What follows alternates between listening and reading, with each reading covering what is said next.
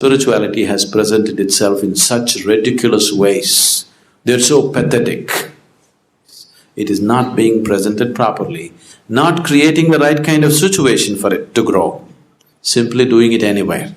So subjective technology is never attempted in uncommitted atmospheres. In your experience, the only four realities of your life is physical body, mind, emotion and energy that supports all this, isn't it so?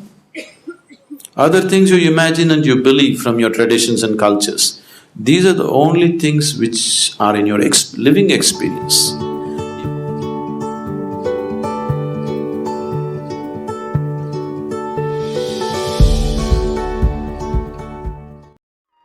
One thing you need to understand is, the technology is subjective because it's about you. You have known objective technologies, how to fix the car, how to fix the airplane, how to fix the aircraft, all these things. You can stay away from those things, look at them and fix them, they are different. But this is subjective technology, it's about you. So if you have to look at this, in some way you have to open up. So if we have to open you up, see today, there was a time they were doing surgeries on the street side, you know that? Yes? And if too much blood comes, they would just pick up mud and throw it and stop bleeding in the village. Yes, do you know? Yes or no? If there is a cut or a wound and there's too much bleeding, they would simply take mud and put it somehow to stop the bleeding. But today we have understood, even if we have to open a small opening in the body, we need a certain sterile condition to do it. We have understood that much, isn't it? So, whether it's the physical body, means we need a certain kind of condition. Similarly, if we have to open up you as a person, we need a different kind of atmosphere. We need a committed atmosphere. In a casual atmosphere, you never do it. Why today any thinking person, little people who consider themselves intelligent in the world have an allergy to anything spiritual is simply because of this, because spirituality has presented itself in such ridiculous ways, they're so pathetic. Isn't it so? There are all kinds of idiots on the planet. But the so-called religious and spiritual idiots take the cake anywhere in the world, isn't it so? Yes? This is simply because people started handling spirituality in uncommitted manner. Anywhere, everywhere, talking about it. On the street side, they're talking about Krishna and how he did this and Bhagavad Gita. It's just become ridiculous because you're not demanding a certain involvement and commitment from people. Just anywhere you're going on like a film song or a commercial thing. Now, slowly it has become so ridiculous, people have just dismissed the value of it, absolutely. Now it is only the ignorant and the uneducated who listen to Mahabharata and this one and that one. They're educated because they've already dismissed it as nonsense. Because it's happening in such ridiculous ways, it is not being presented properly, not creating the right kind of situation for it to grow, simply doing it anywhere.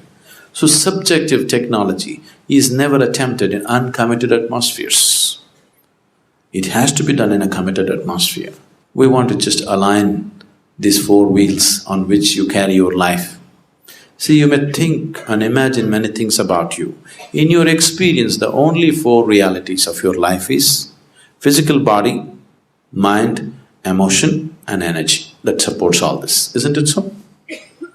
Other things you imagine and you believe from your traditions and cultures, these are the only things which are in your living experience. If you want to go somewhere, if you want to make any kind of journey, you can only start your journey from where you are right now. Wherever you want to go. You want to go to Mumbai or to the moon, you can only start your journey from the seat in which you're sitting right now, isn't it so? If you try to start your journey somewhere else, you will become hallucinatory. Most of the religion in the world, over 90% of the religion in the world has become hallucinatory because they're all trying to start from the third step to heaven, not from where they are. You must first realize, what is the experiential reality of who you are? What is the next step, and the next step, and the next step? This is the only way you're genuinely going to go somewhere, otherwise you will become hallucinatory. This hallucinatory religion has brought some solace to you, but not found any liberation or freedom within you. Now you just believe everything is being taken care of for you by God, everything, but tomorrow morning if something happens in your life that you do not like, suddenly you crack up, isn't it?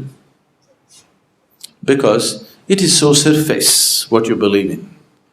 Life can crack you. It doesn't matter what kind of hallucinations you have, life situations are capable of breaking you if they don't go right, isn't it? Now if you're a believer, if life is not happening your way, it must be definitely happening His way, isn't it? You must be even more happy. But that's not the reality of your life. You want the life to happen the way you want it. If you have any problem in your life right now, it is just this: life is not going the way you think it should go. Is there any other problem with your life? Is there any other problem with your life? This is the only problem that human beings have. Life is not going the way they think it should go, isn't it so? If it is not going your way, it must be going the Creator's way, isn't it? You must be even more happy, but that's not the reality, because there are too many deceptions in the mind.